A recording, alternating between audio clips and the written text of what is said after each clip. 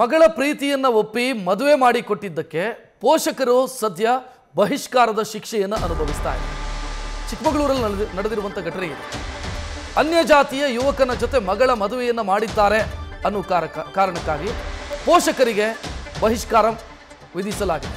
ಬಹಿಷ್ಕಾರದ ಶಿಕ್ಷೆಯನ್ನು ಯುವತಿಯ ತಂದೆ ತಾಯಿಯನ್ನ ಅವರ ಜನಾಂಗದಿಂದಲೇ ಬಹಿಷ್ಕಾರ ಹಾಕಲಾಗಿದೆ. ಚಿಕ್ಕಮಗಳೂರಿನ ತರೀಕೆರೆ ತಾಲೂಕಿನ ಲಿಂಗದಹಳ್ಳಿಯಲ್ಲಿ ನಡೆದಿರುವಂಥ ಘಟನೆ ಇದೆ. ಸದ್ಯ ಜಾತಿಯಿಂದ ಬಹಿಷ್ಕಾರಗೊಂಡಿರುವಂಥ ಸಂತ್ರಸ್ತ ಮಹಿಳೆ ದೂರು ಕೊಟ್ಟಿದ್ದಾರೆ.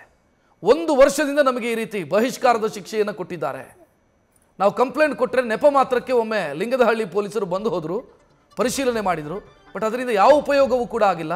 ನಮಗೆ ನ್ಯಾಯ ಕೊಡಿಸಿ ಅಂತ ಆಗ್ರಹಿಸ್ತಾ ಇದ್ದಾರೆ. ಈ ಥರ ಮಾಡ್ದಲ್ಲ ಅಂತ ಮನೇಲಿ ಒಂಥರ ಹಿಂಸೆ, ಜನಗಳ್ದು ಒಂಥರ ಹಿಂಸೆ.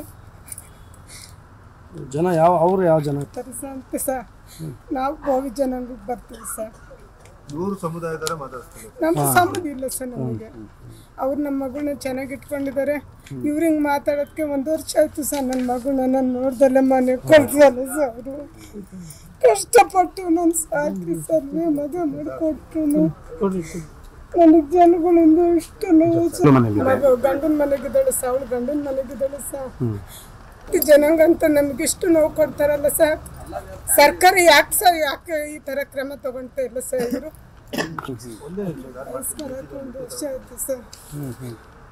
ಗಂಡು ಮಕ್ಕಳು ಹೆಣ್ಮಕ್ಳೆಲ್ಲ ಸೇರ್ಕೊಂಡು ಕೈಯದು ಜಗಳ ಆಡೋದು ನಮಗೆ ಭಾಳ ಹಿಂಸೆ ಕೊಡ್ತಾರೆ ಸರ್. ಗಂಡನ ನೀನು ಈ ಥರ ಮಾಡ್ದಲ್ಲ ಅಂತ ಮನೇಲಿ ಒಂಥರ ಹಿಂಸೆ.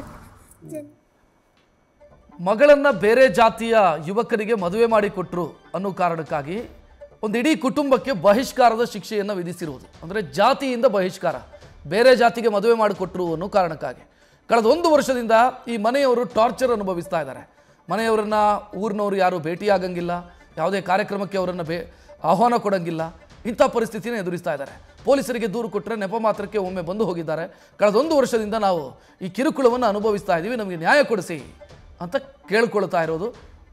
ಬಹಿಷ್ಕಾರದ ಶಿಕ್ಷೆಗೆ ಒಳಗಾಗಿರುವಂಥ ಅಥವಾ ಬಹಿಷ್ಕಾರಕ್ಕಾಗಿ ಒಳಗಾಗಿರುವಂಥ ಮಹಿಳೆ ಕಣ್ಣೀರು ಹಾಕ್ತಾ ಇರೋದು ನೋಡ್ತಾ ಇದ್ದಾರೆ. ನ್ಯೂಸ್ ಫಸ್ಟ್ ನಿರ್ಭೀತಿಯಿಂದ ನಿಮ್ಮ ಪರವಾಗಿ.